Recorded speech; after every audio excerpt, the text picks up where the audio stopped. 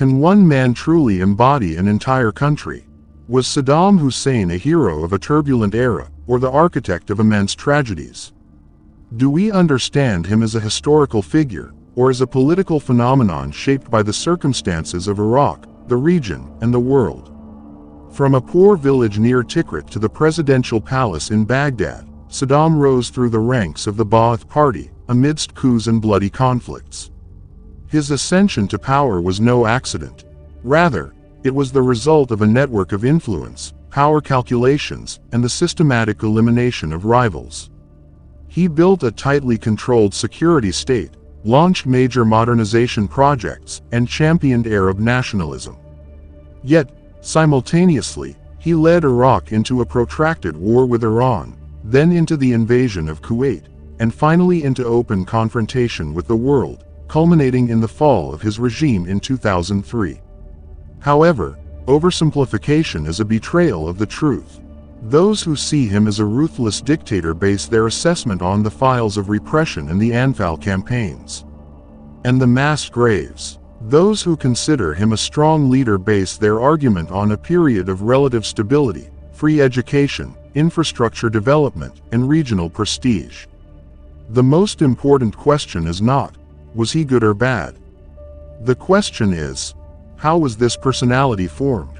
How was he able to control a complex country like Iraq for a quarter of a century? And why did he meet the end we know? In this video, we will deconstruct Saddam Hussein's personality, setting aside slogans. We will begin with his harsh childhood and its psychological impact. Then, his rise within the Ba'ath Party. Then, his years in power and the major transformations. Then, the wars and fateful decisions. And finally, his downfall, trial, and execution. We will arrive at an open question. Was Saddam's fall the end of a man, or the beginning of a more complex phase for Iraq?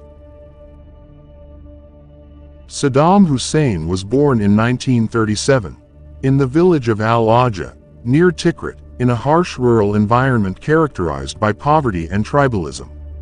His father, Hussein Abdul Majid, was not present in his life. Most accounts indicate that he died or disappeared under mysterious circumstances shortly before Saddam's birth. This early absence is not a trivial detail, but rather a significant psychological turning point in any child's development. The absence of a father in a conservative tribal society is not a fleeting event. It is a loss of protection, identity, and status. But don't fall for the easy explanation. Millions of children have lost their fathers and didn't become absolute rulers. Absence creates vulnerability, but it doesn't create dictatorship on its own. The more pertinent question is, how was this absence compensated for? And what model of masculinity and authority was employed? His mother, Subha Talfa al-Musallat, experienced difficult psychological circumstances after the loss of her husband. Some historians mention that she suffered psychological disturbances during her pregnancy. Saddam grew up in an environment marked by tension, poverty, and social pressure. When his mother remarried, he lived with a harsh stepfather, according to several historical sources. He treated him violently and humiliated Ly. This later led him to move to his uncle's house in Tikrit. And here began the real transformation. His uncle, Khairul Talfa, became his ideological replacement. He was a staunch Arab nationalist and a former officer. Under his influence, Saddam's early political consciousness was formed. Here, he began to absorb the ideas of Arab nationalism and anti-colonialism. Here, he also learned that power is not borrowed, but seized. Note the transformation. From a child without a father to a young man embracing the rhetoric of power and historical revenge. This was not a coincidence, but a reshaping of identity. Tribal origins.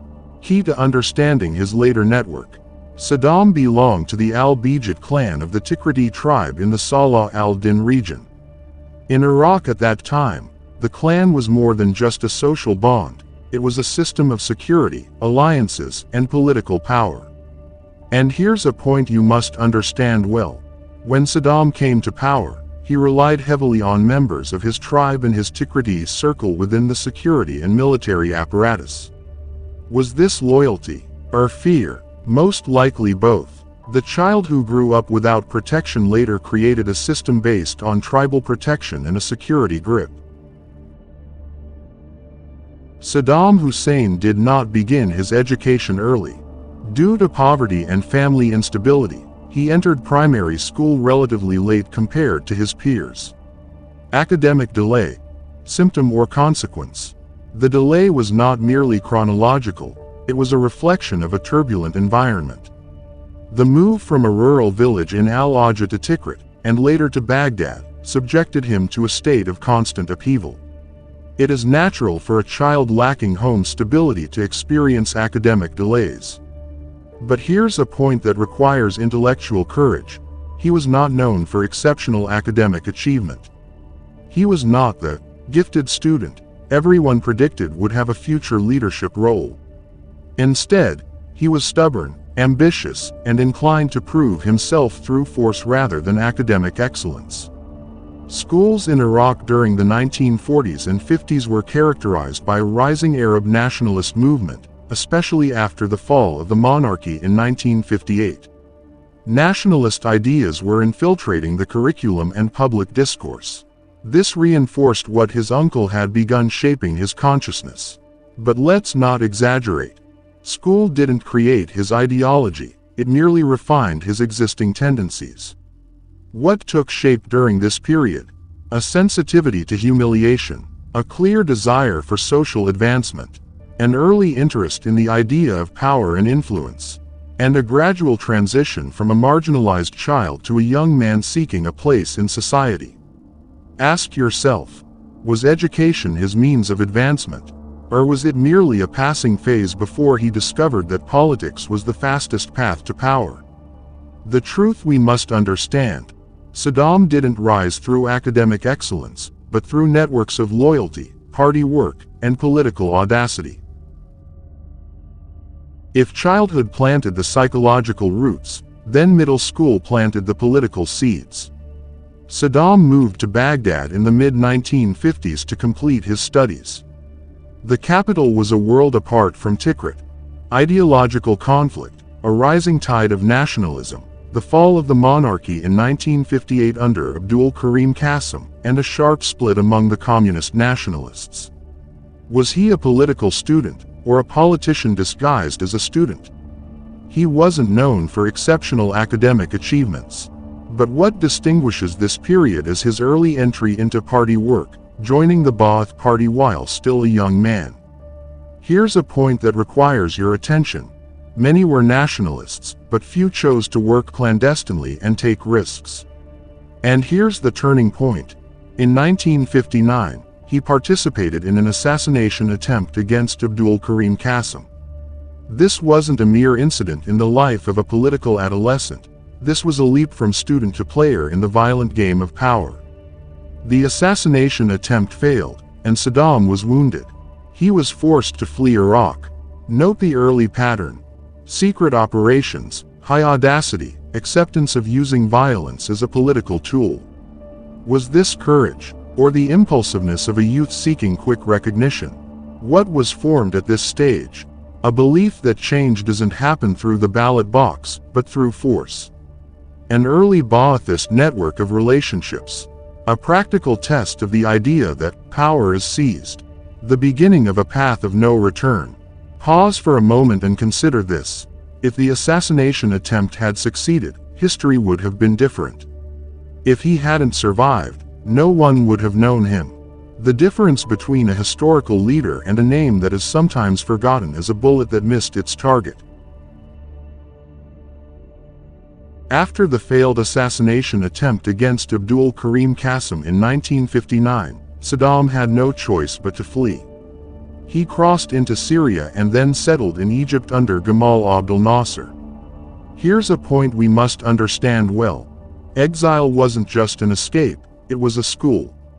Cairo was a laboratory for nationalism. In Nasserist Egypt, nationalist rhetoric was at its peak. Arab unity, struggle against colonialism, mass mobilization, and powerful security apparatuses. It's said that Saddam enrolled in the faculty of law at Cairo University, but more important than academic study was exposure to the political atmosphere. There, he witnessed the model of the charismatic leader, who blended populist rhetoric with a security grip.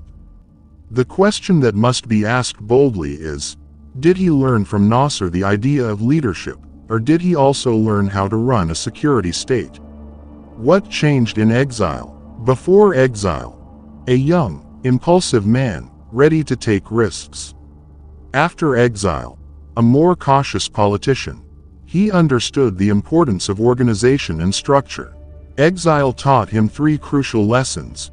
Power needs a popular ideological cover. Security is the backbone of any regime. Delayed revenge is smarter than impulsive confrontation. He observed the transformation from participant in an assassination attempt to a man awaiting a historic moment. And in 1963 came the return. When Qassem's regime fell in the February 1963 coup, Saddam returned to Iraq.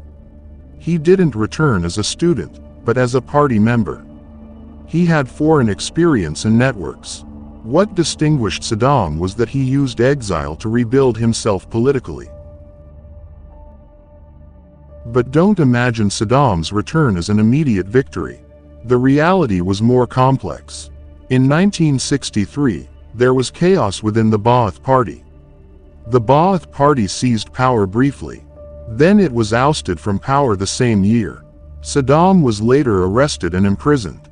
But he escaped in 1966, an act that would later be used to create his legendary image within the party.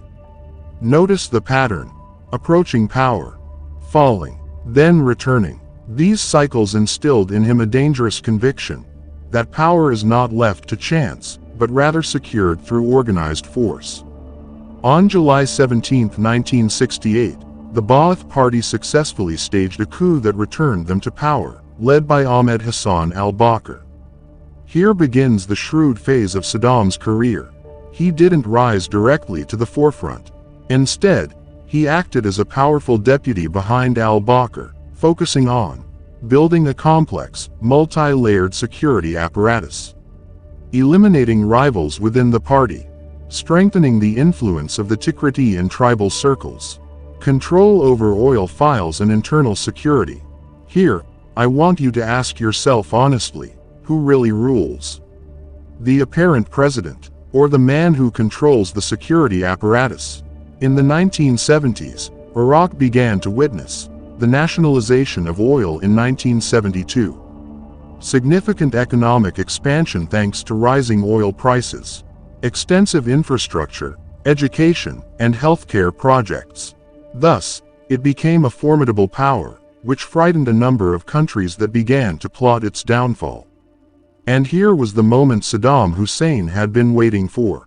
When al-Bakr resigned in July 1979, Saddam officially became president. A few days later, he carried out a purge within the party in a famous public spectacle. He sent a clear message: the new era will tolerate no competition. Saddam Hussein was a strong and decisive leader. If you want to understand his leadership style, don't focus on his speeches, but rather on whom he appointed, whom he removed, and who feared him. After Saddam officially became president of Iraq, the first step was the infamous July meeting and the message of blood. Just days after assuming the presidency, he convened a meeting of the Ba'ath Party leadership. Confessions were read out regarding a conspiracy within the party. The meeting concluded with the arrest and execution of several leaders. This moment is not a mere detail in Iraqi history. The second step: restructuring the system. In his first year, Saddam focused on consolidating control over the security apparatus, strengthening personal loyalty within the army, reinforcing his inner circle of tribal and Tikriti loyalists. Note the transformation from a powerful deputy behind the scenes to the sole decision maker. The economy before the war. Iraq in 1979 was in a strong economic position thanks to the nationalization of oil in 1972 and the resulting price increases. Education, health, and infrastructure projects were expanded. Towards the end of 1979 and the beginning of 1980, tensions with Iran began to escalate. After the Islamic Revolution led by Khomeini, border disputes, fear of exporting the revolution, and regional conflict paved the way for a war that would completely change the course of Iraq. On September 22, 1980, Iraq launched its attack on Iran. The decision was not a momentary lapse of judgment, but rather a combination of political calculations, security concerns, and personal ambition. Following the 1979 Islamic Revolution led by Khomeini, Iran was experiencing internal turmoil, a restructuring of its army, political infighting, and international isolation. Saddam saw this as a window of opportunity. He believed a swift strike could reshape the balance of power. But here lies the difficult question: was it a shrewd assessment of the situation, or an overconfidence in power?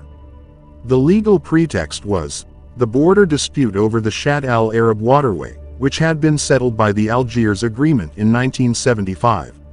In September 1980, Saddam announced the cancellation of the agreement. The official rhetoric was restoring sovereignty. But the reality is that Iraq had previously accepted the agreement when it was weak in the face of the Shah of Iran. Was the decision a defense of sovereignty, or an attempt to rectify what it considered a humiliating concession? Fear of exporting the revolution. The Iraqi regime was a secular Ba'athist regime. The Iranian Revolution was a religious revolution. Saddam feared the influence of Iranian revolutionary rhetoric on the Shiites in Iraq. He also saw the war as a means of containing a potential internal threat. And here's a crucial point: external wars are often used to unify the domestic front. The war was not short. It turned into an 8-year war of attrition. The war began with a swift strike, and ended with 8 years of attrition. Between 1980 and 1988, Iraq and Iran fought one of the longest conventional wars of the 20th century. The first phase, 1980-1982, the attack, then the shock. When Saddam Hussein ordered the attack on September 22, 1980, the objective was clear: to control border areas, to overthrow or weaken the Iranian regime, to impose a new agreement on Iraqi terms. Initially, the Iraqi army advanced into Iranian territory, but Iranian resistance was fiercer than expected. By 1982, Iran had recaptured the city of Khorramshahr, and the initiative had shifted to them. Herein lay the major turning point. Instead of a quick end, the war became an existential one. The difficult question: why didn't Saddam accept a ceasefire in 1982 when Iraqi forces had almost withdrawn to their borders? The answer lies in political pride, and the fear of appearing defeated. The second phase, from 1982 to 1986, an open war of attrition. Iran launched attacks inside Iraqi territory. The front lines became trenches, resembling World War I. Immense casualties on both sides. Extensive Iranian manpower attacks. Iraq's use of chemical weapons in some battles. Missile attacks on cities, war of the cities. The Iraqi state became entirely oriented towards war. A military economy, societal mobilization, intensified internal repression. Did the leadership see a way out? Or had it become a prisoner of its initial decision? The third phase, 1986-1988, regional escalation. The tanker war in the Gulf. International interventions to protect shipping. The downing of an Iranian civilian airliner in 1988 by the United States. Note the covert U.S. involvement in the war. And in 1988, after widespread exhaustion, both sides accepted UN Security Council Resolution 598 and a ceasefire. And the result: no victor, no vanquished. The borders returned almost exactly as they were. 8 years, hundreds of thousands of dead, a devastated economy, a heavy burden of debt on Iraq. The war did not topple Saddam, it merely strengthened his grip on power domestically, albeit temporarily. But it sowed the seeds of a larger crisis that would emerge in 1990. A leader who survives a long war may appear strong, but a nation that emerges from a long war is often weaker. The use of chemical weapons under Saddam Hussein between the logic of military necessity and war crimes. This is one of the most sensitive and dangerous files of war. When did its use begin?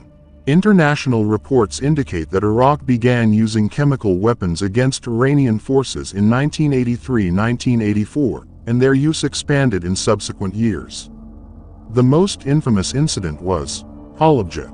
In March 1988, the Kurdish city of Halabja in northern Iraq was bombed with poison gas during the Anfal campaign. Thousands of civilians were killed in a matter of hours. This incident became a global symbol of the use of chemical weapons against civilians. Iraq was a party to the 1925 Geneva Protocol, which prohibits the use of poison gas. Its use constitutes a violation of international humanitarian law. After 2003, some of these acts were considered among the crimes for which Saddam was convicted. The point that must be addressed: many attempt to explain the use as a necessity of war. But necessity does not negate responsibility. A leader who uses a prohibited weapon may achieve a tactical gain, but he loses morally and politically in the long run.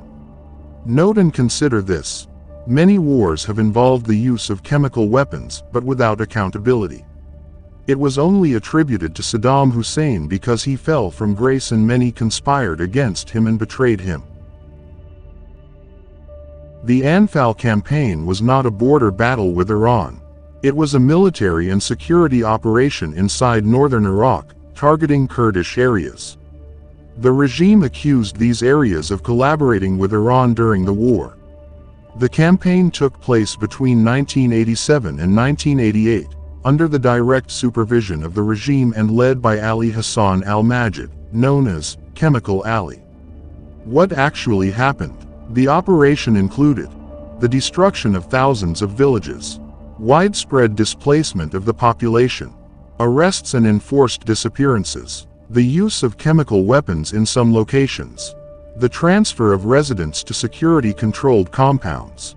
According to reports from international organizations, tens of thousands of civilians were killed. The official narrative at the time was to eliminate the armed rebellion, to prevent cooperation with Iran, to protect national security.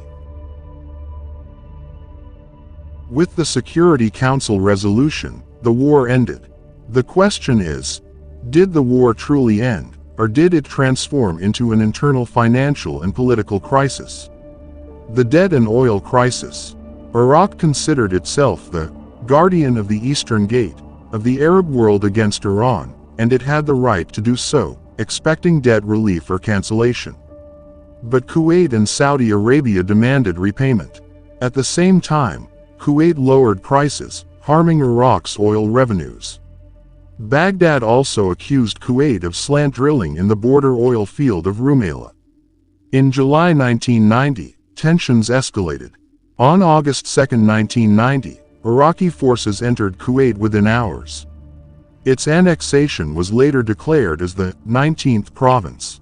The immediate result, based on Kuwait's position and its alliances within the Security Council, and whose interests it served in terms of oil, was widespread international condemnation, comprehensive sanctions against Iraq, and the formation of a US-led military coalition to expel Iraq.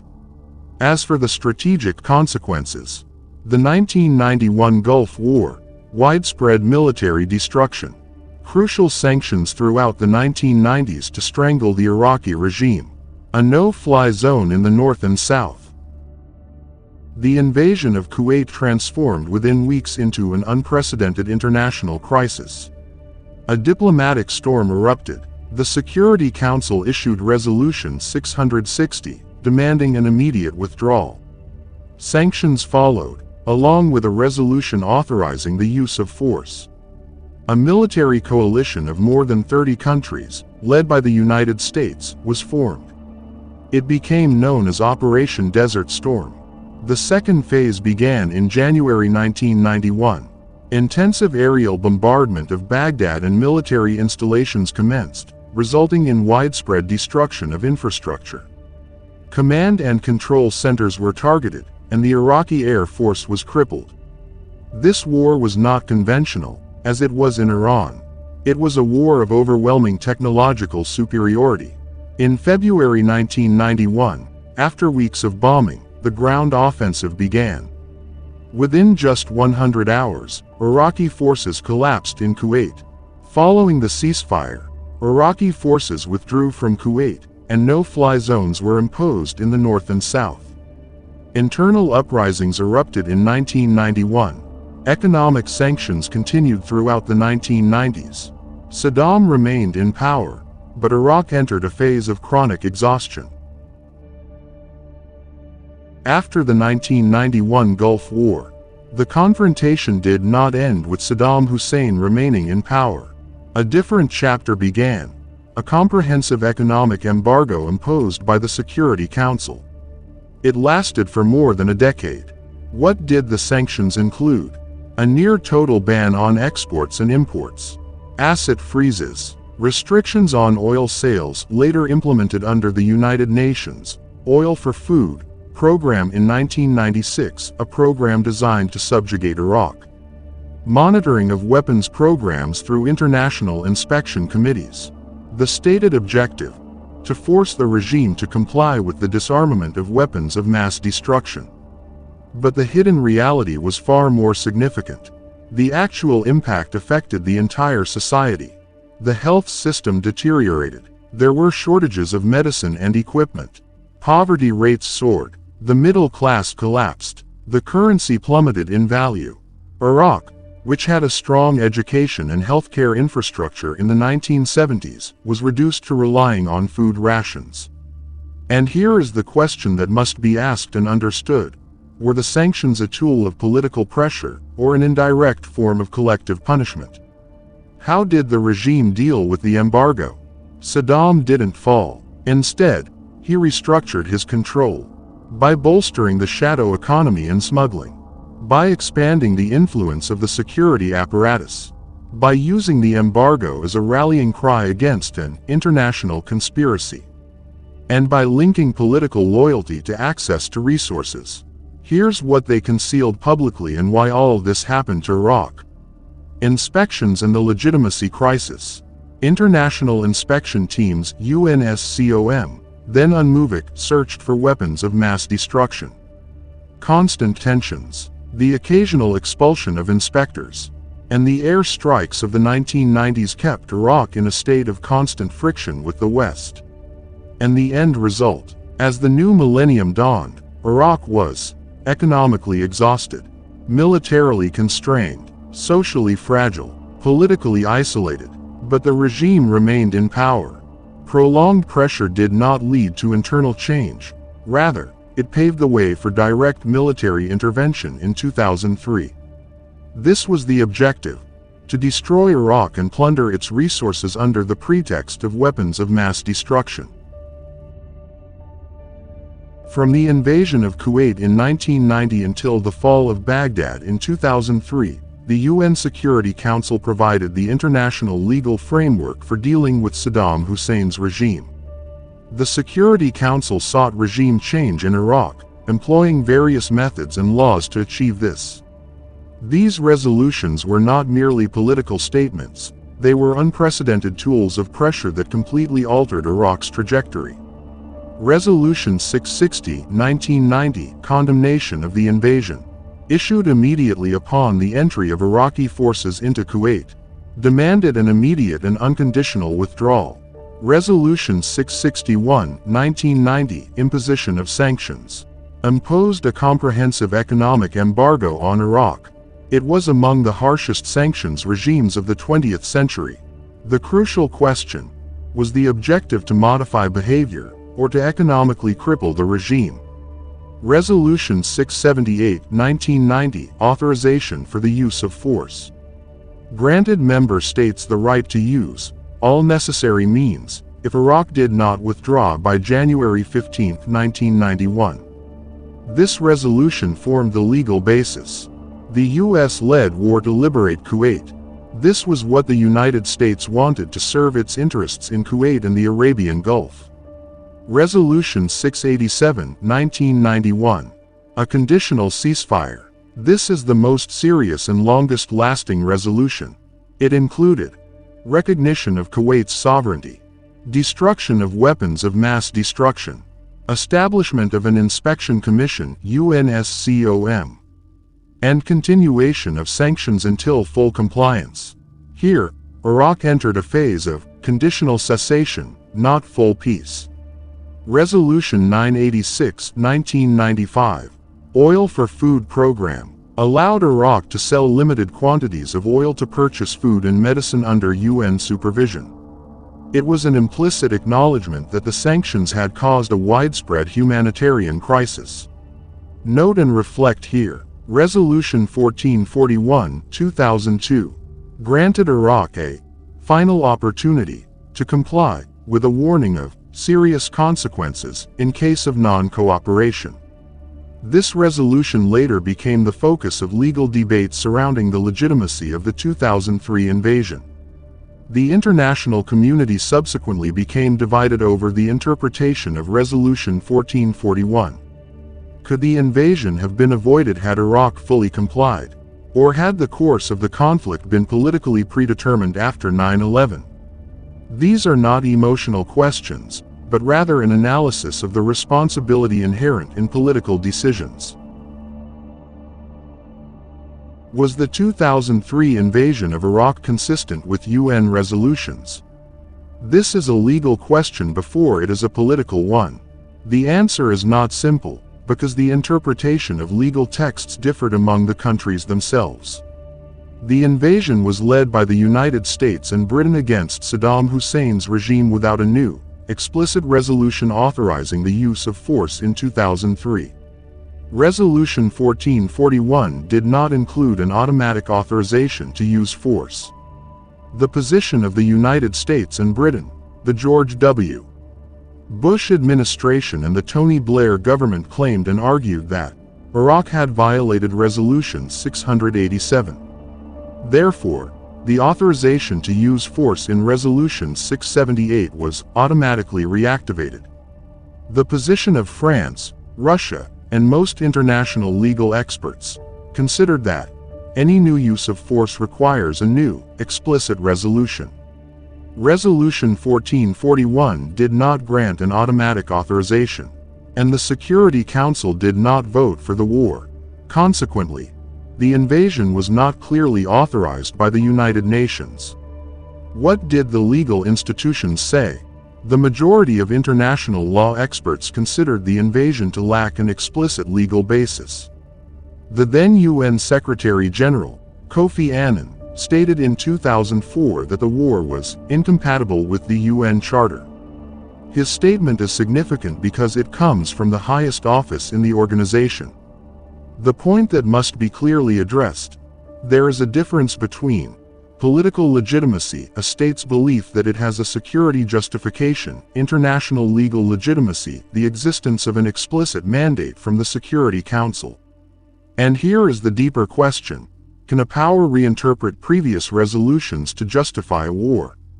Or does that open the door to international legal chaos?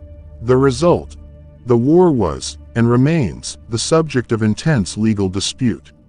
What was the justification? In whose interest was it waged? Why? And what was its objective? The division within the Security Council.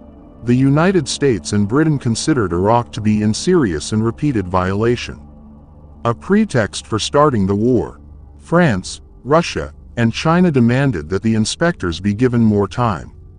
The result: there was no consensus to issue a new resolution authorizing war. The United Nations is not a world government. It depends on the will of the major powers. When the George W. Bush administration decided to take military action, the organization had no enforcement mechanism to stop it. The Charter prohibits the use of force without authorization, but it does not have an international police force to enforce it. This is a structural flaw in the international system, and the crisis of confidence after 9/11. The 2001 attacks changed American security doctrine. The administration adopted the doctrine of preemptive strikes, and the inspectors UNMOVIC did not announce the discovery of weapons of mass destruction, but they also did not provide a final exoneration. The ambiguity served those who wanted war, and the weakness of the inspection mechanism. Iraq, under Saddam Hussein, had frequent clashes with inspection teams throughout the 1990s. If you want to understand international politics realistically, you must see that legitimacy alone is not enough without a supporting balance of power. When the war began in March 2003, it was not presented to the world simply as regime change, but as a preemptive war to avert an imminent threat. However, we must distinguish between the stated pretext and the deeper, more likely motives. The primary pretext was that Saddam Hussein's regime possessed or was developing chemical weapons, biological weapons, a clandestine nuclear program. The George W. Bush administration argued that the threat could not be contained after 9/11. Secretary of State Colin Powell presented a briefing to the Security Council, including photographs and claims about mobile laboratories. Later, the Duelfer Report 2004 confirmed that there were no active stockpiles of these weapons at the time of the invasion. The crucial question is, was the intelligence faulty, or was it politically exaggerated? The second reason, the U.S. administration raised the possibility of a link between Iraq and al-Qaeda. But no conclusive evidence emerged of direct operational cooperation between the Baghdad regime and al-Qaeda in the events of September 11th. The idea wasn't that Iraq carried out the attacks. Rather, it was that Iraq might supply dangerous weapons to terrorist groups in the future. This was the argument of preventing potential danger. As the weapons argument weakened later, a new discourse emerged, toppling an authoritarian regime and building a more stable and democratic Middle East. But here's a point that requires courage. If the goal was humanitarian and democratic, why weren't the same standards applied to other regimes? International politics doesn't operate on a single moral standard. Some analysts believe the deeper objective was to end a historically hostile regime, to redraw the map of influence in the Middle East, to send a deterrent message after September 11th. And here's where political realism comes in. Great powers don't act solely out of immediate danger. They act based on long-term strategic calculations. And if you look at what happened objectively, no effective weapons of mass destruction were found. No direct operational link with al-Qaeda was established. The justification of imminent danger remained controversial. But the legal pretext for the war remained deeply contested. The unavoidable question is, was the war the result of faulty intelligence? Or was it a political decision that was then justified? The difference between the two is crucial to understanding what happened. To understand the pretext for the war on Iraq, we must analyze the psychological, political, and media landscape, not just the official information. Most importantly, there was the impact of the events of September 11, 2001. The attacks in New York and Washington created a climate of fear and national anxiety, a constant sense of impending danger, a readiness to accept preemptive measures even before evidence was established, a link between any potential threat and potential violence against America. This climate made it easy for the American administration to present Iraq as an imminent threat. American and British television networks began to focus on images and intelligence reports about mobile biological and chemical weapons laboratories. They gave undue weight to security assessments without sufficient critical analysis, making the threat seem real and tangible to every citizen. Presidents and members of the government used strong terms: imminent danger, weapons of mass destruction, physical breach, emotional metaphors, protecting children, national security. This language was designed to transform theoretical risks into a tangible threat demanding immediate action. The result: widespread acceptance of the pretext, despite the lack of direct evidence of weapons of mass destruction. In conclusion, public opinion accepted the pretext due to a combination of fear, media manipulation, and intense political rhetoric, not because of solid evidence. This dilemma reflects a fundamental point in politics. Even in democracies, leadership can sway public opinion toward decisions regarding war through media and linguistic strategies. On March 20, 2003, the war began. The United States and Britain launched intensive airstrikes on Baghdad and Iraqi military sites. The operation was codenamed Shock and Awe. Its objective was to cripple the Iraqi leadership and rapidly seize control of the country. The airstrikes targeted government headquarters, communication lines, weapons depots. The war's guiding principle was to accelerate the regime's collapse through technological superiority. In the first few weeks, ground forces began entering through the southern and Kuwaiti borders. Direct ground combat was relatively limited. The road to Baghdad opened up with unexpected speed for the regime. On April 9, 2003, American and British forces reached the capital, Baghdad. Symbols of the regime disappeared or were withdrawn. Statues of Saddam Hussein were destroyed, including the Liberation Monument in Firdos Square. The collapse of the central government's authority was swift, with a security vacuum erupting. In the immediate aftermath of the collapse, the official Iraqi army retreated, while local forces continued to form a resistance movement. The beginning of what is known as the occupation and reconstruction period coincided with city sweeps, arrests of regime figures, the search for Saddam Hussein himself. The security chaos and political challenges continued for years. The decision to wage war on Iraq was not solely a Washington decision. Several leaders of allied nations participated, providing political and military support to the coalition, either directly or through their parliaments. United States: George W. Bush, commander-in-chief of the military coalition, launched the military campaign in March 2003, after determining that Iraq had not complied with UN resolutions. Used the pretext of weapons of mass destruction. United Kingdom: Tony Blair, a prominent European ally, provided strong political support, despite domestic opposition. Participated in the media campaign to justify the war to the British Parliament and the public. Australia: John Howard sent troops to support the coalition. Participated in international diplomatic support for the war, particularly at the United Nations. Spain: José María Aznar provided limited political and military support, troops and logistical services. His position was the subject of considerable domestic debate in Spain. Other allied nations: Poland, Italy, Denmark. Some Eastern Bloc countries participated at varying levels. Limited combat forces. Logistical support. Political support at the United Nations. The coalition did not include most major European countries, such as France, Germany, and Russia, which opposed the war or demanded more time for inspections. Saddam Hussein's family was one of the most influential families in Iraq during his rule from 1979 to 2003.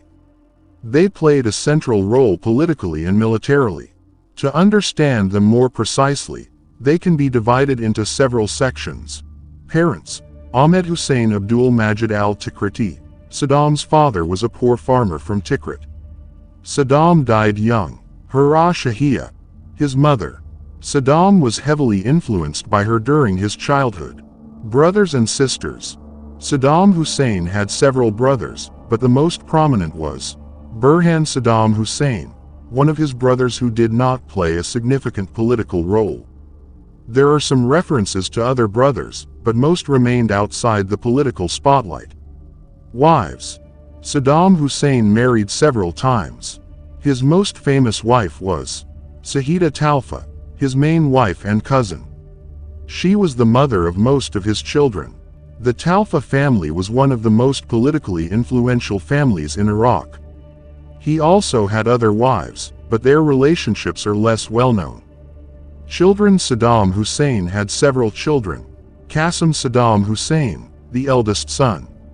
He had a limited role in the army before the American invasion. Atta Saddam Hussein, he had a limited political presence. Qasim, Hussein, and Ali. Some sources indicate that some of the sons were involved in security and military activities. Raghad Saddam Hussein, the well-known daughter. After the fall of the regime, she emigrated to Jordan, then to other countries, and has a notable media and political presence. Hind Saddam Hussein, also one of his well-known daughters. The political and military role of the family: most of Saddam's family, especially his cousins and the Talfa family, were concentrated in sensitive positions in the army, security, and police.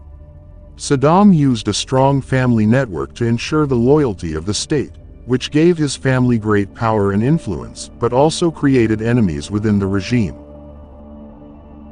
The hunt for Saddam Hussein was one of the most famous security and intelligence campaigns in modern history, representing the culmination of the conflict following the 2003 invasion of Iraq.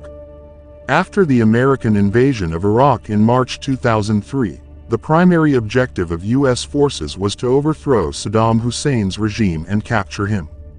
Saddam became a prime target due to the security and political risks associated with his undetected presence, especially for the United States and Iraqi local forces linked to foreign agendas.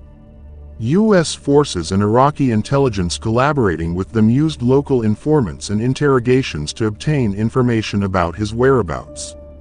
Drones and helicopters were used to monitor rural and desert areas, particularly around Tikrit, Mosul, and Anbar. In addition to these efforts, intensive ground operations were conducted, including sieges of villages and suspected areas, raids on homes, and attacks on Saddam's support networks. Saddam relied on underground bunkers, rural houses, and local support networks.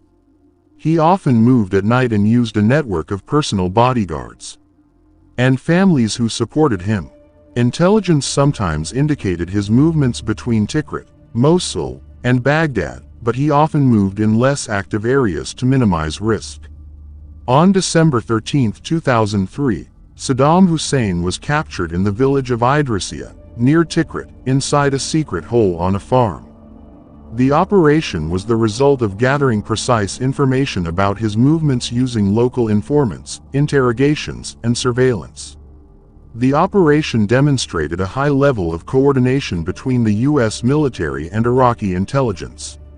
After his capture, he was transferred to the U.S. prison in Baghdad, where he underwent intensive interrogations about the former regime, weapons of mass destruction, and military operations. In 2006, Saddam Hussein was sentenced to death, and the sentence was carried out by hanging. To delve deeper into the assistance that led to Saddam Hussein's capture, we must distinguish between two types of contributors. 1. Local informants. These were Iraqis from Saddam's former strongholds, such as Tikrit and Anbar. They possessed extensive knowledge of rural areas and local networks. Some were former Ba'ath Party members or relatives of regime members. U.S. intelligence used their information to pinpoint Saddam's movements. 2. Agents within the regime or family. Some sources indicate leaks from elements within the security services or the Republican Guard who lost their loyalty to the regime after the fall of Baghdad. Some provided information about secret hideouts and areas where Saddam moved in exchange for protection, financial rewards, or guarantees. There are indications that a former bodyguard or a close relative directly assisted in guiding U.S. forces to the Al-Idrisiya area. From Saddam's and his supporters' perspective, these individuals were considered traitors for divulging the information that led to his capture. From the perspective of U.S. intelligence, these individuals were key agents to achieve the objective of the military strategy. Here is a list of the individuals and contributors whose information or cooperation led to the capture of Saddam Hussein in December 2003. First, his close aide who became an informant. He was known as Saddam's right-hand man. This man led U.S. forces to Saddam. He was one of Saddam's closest aides, part of the small circle of trusted advisors. During his capture, he provided crucial information that led to Saddam's location in the village of Ad-Dur, near Tikrit. This individual was a turning point in the operation, as he revealed the location of the hideout to U.S. forces after Saddam's capture in Baghdad in late November 2003. Second, spies are sources within the former security apparatus. Investigations also focused on former members of Saddam's special security force or his personal guard as likely informants or leads. International press reports indicated that a member of the Special Security Force or Protection Unit was among those who provided evidence. Third, U.S. investigators and intelligence. Although these individuals were not traitors within the Iraqi regime, they were essential tools in translating that information into tangible results on the ground. Eric Maddox, a prominent analyst and interrogator in the U.S. Army, led over 300 interrogation sessions with suspects in Tikrit.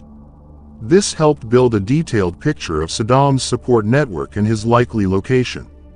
Interrogation and intelligence personnel, such as CIA, DIA, and Task Force 121 investigators, were part of the information gathering and analysis process, which helped gradually narrow the search until the day of the capture. Local translators and analysts. Iraqi and American translators and analysts contributed to deciphering the linguistic and social nuances of the information obtained. This is crucial for intelligence gathering. The U.S. military and intelligence agencies rarely release the names of actual informants or their agents within local networks for security reasons and to protect these individuals from reprisals. In the Iraqi case after 2003, this matter was even more sensitive due to security disturbances and tribal and sectarian conflicts. The trial of Saddam Hussein was a pivotal event in modern Iraqi history, representing direct American intervention in the proceedings. Following Saddam Hussein's capture in December 2003, the United States and the Iraqi interim forces faced a fundamental question: how to bring him to justice legitimately. The United States wanted to portray the former Iraqi regime as a war criminal responsible for repression and genocide. However, it also had an interest in establishing a trial framework that served its political objectives. Therefore, the Iraqi Special Tribunal, later the Supreme Iraqi Criminal Tribunal, was established in 2003 under an Iraqi legal framework, but with direct and indirect American oversight. Saddam Hussein and other members of his regime were charged with several crimes: genocide against the Kurds, the Anfal campaign, the killing of civilians in the Dujail massacre, and crimes against humanity in general during his rule. Legal experts noted that the trial was conducted under intense political pressure, with American intervention at the level of the selection of judges and advisors, and the organization of the interrogation sessions. Security and armed forces provided support to protect the court. The United States exerted direct and informal pressure on the court by providing American legal counsel to Iraqi prosecutors, monitoring the presentation of evidence and the conduct of the sessions, providing military security for the court and protecting the judges from any threats from Saddam supporters or armed groups. This intervention sparked widespread controversy regarding the independence of the Iraqi judiciary, with some observers considering it a trial under the tutelage of the occupation. Here are the key stages of the trial. The official start date was October 19, 2005. Evidence and testimonies were presented from victims of the Anfal campaign and residents of Dujail, in addition to government documents. Saddam's defense. The defense attempted to challenge the legitimacy of the court and the manner in which it was formed under occupation, but these challenges were ignored or rejected. The first verdict was issued in June 2006, sentencing Saddam to death by hanging for the events in Dujail. The sentence was carried out on December 30, 2006, despite international controversy and accusations of procedural violations. Human rights advocates and organizations such as Human Rights Watch and Amnesty International criticized the court, asserting, American interference compromised the court's impartiality. The court was used for political revenge against Saddam Hussein's regime. International criminal justice standards were not fully applied. The trial of Saddam Hussein served two American objectives: to legitimize the American invasion of Iraq in the eyes of domestic and international public opinion, to weaken any support base for Saddam Hussein after the fall of his regime, especially among the tribes of Tikrit and former security networks. Conversely, the trial exacerbated divisions within Iraq. Shiites viewed it as a victory for justice after years of oppression. Sunnis and some Kurds criticized the trial due to political bias and its procedures. Saddam Hussein was not merely a ruler. He was a symbol of absolute power. He ruled with an iron fist. He was the mastermind behind the West's expansionist ambitions in the Middle East. In the 20th century, his rule terrified both those within and outside the country. Yet, he was also a shrewd strategist, capable of complex political maneuvering, even when his options seemed limited to war and international sanctions. His capture, trial, and execution were not simply the end of a man. They were a global lesson in treachery.